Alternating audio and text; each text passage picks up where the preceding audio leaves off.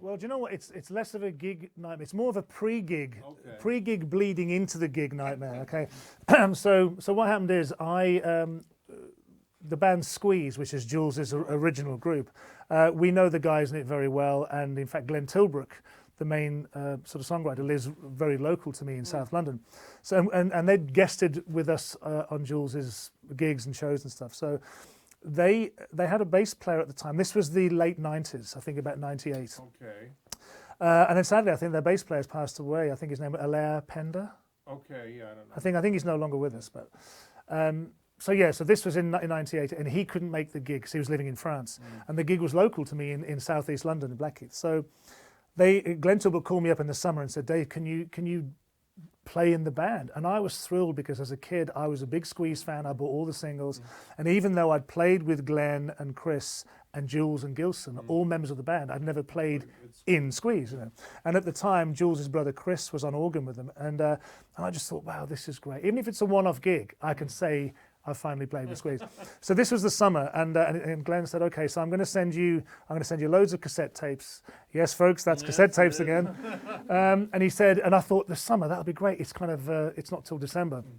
Anyway, the summer went, and I kept calling him and saying, have you got those tapes? He said, oh yeah, I'll send them to you. Okay, now what was happening that same year, I just split up from with a partner of mine, and I was living with Jules's brother, Chris, sleeping on the sofa.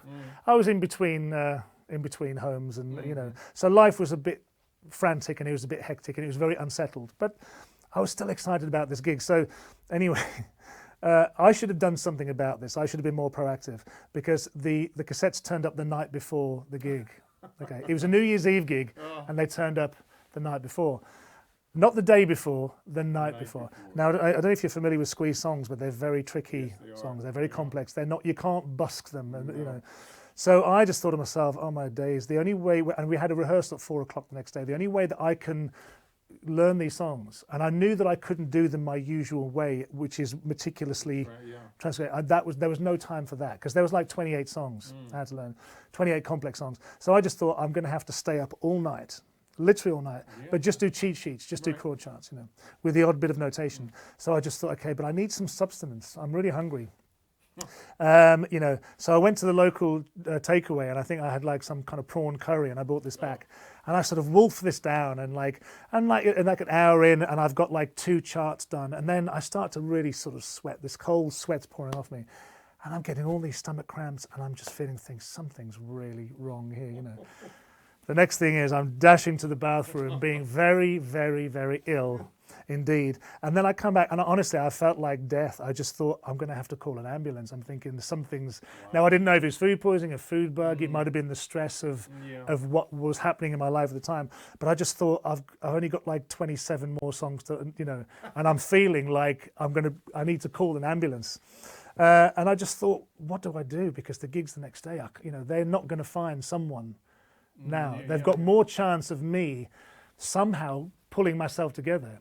And it's what I did, and I stayed up all night, but literally I was running to the bathroom every 15 minutes, being ill, coming back, listening on the cassette machine, trying to write these songs down, and I think I finished at about kind of 5 o'clock in the morning or something like that, managed to sort of have a couple of hours sleep, got to the rehearsal still dripping with some sweat kind of thing, put these little cheat sheets down on the floor.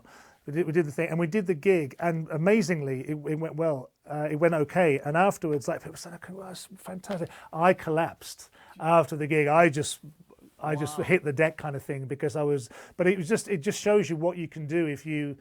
Well, it's about being professional, but it's about not wanting to let people down, and you just sometimes have to gird your loins.